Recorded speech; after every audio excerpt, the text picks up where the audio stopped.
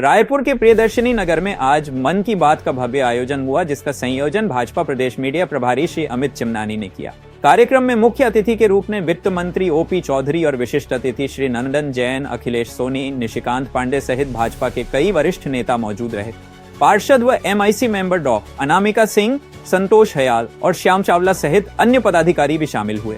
इस आयोजन में कैट, भारतीय सिंधु सभा, पूज्य सिंधी पंचायत और कई सामाजिक व व्यापारिक संस्थाओं के प्रतिनिधि भी बड़ी संख्या में शामिल हुए। यूनाइटेड न्यूज ऑफ एशिया के लिए रायपुर से अमृतेश्वर सिंह की रिपोर्ट।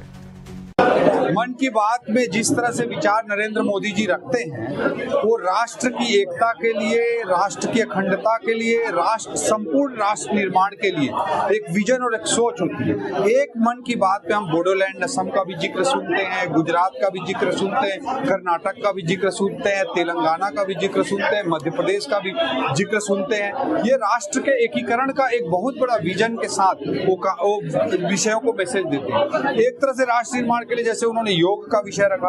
योग भारत के सॉफ्ट पावर को दुनिया में स्थापित करने का एक बहुत बड़ा मैसेज उन्होंने 2014 में ही दिया था, जब 170 देशों ने यूनाइटेड नेशन में मोदी जी के योग के प्रस्ताव को स्वीकार किया था।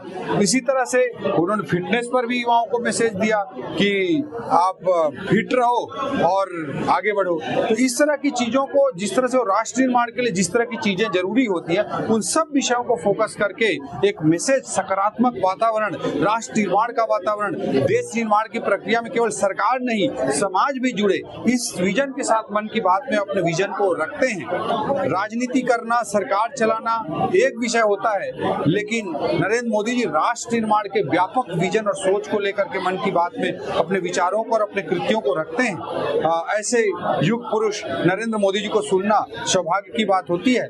आज यहाँ पे अमित चिमनानी भाई, हमारे नंदन जी, अमर परवानी जी, अखिलेश सोनी जी और यहाँ के स्थानीय MIC मेंबर डॉक्टर अनामिका जी, संतोष जी, ऐसे मतलब बहुत सारे लोगों ने सामाजिक लोगों को जोड़ करके सैकड़ों की संख्या में, लगभग 1000 की संख्या में उपस्थित होकर के मन की बात सुना और बहुत ही सकारात्मक वातावरण रहा। इसके लिए मैं पूरे मोहल्ले वासियों को, अमित जी को बहुत बहुत बधाई देता हूं। सर, आपने बड़ी बात कही है, भ्रष्टाचार को लेकर के आप बोले हैं कि GST में यदि कोई भी अधिकारी यदि 1 रुपए भी अपने जेब में डालते हैं तो सीधे ACB और उससे कार्रवाई। मैं तो हमेशा से बोलता हूं कि अगर कोई GST का ऑफिसर या कोई भी ऑफिसर पैसे की मांग कर रहा हो, सरकारी खजाने में पैसा जमा कराना अलग बात है।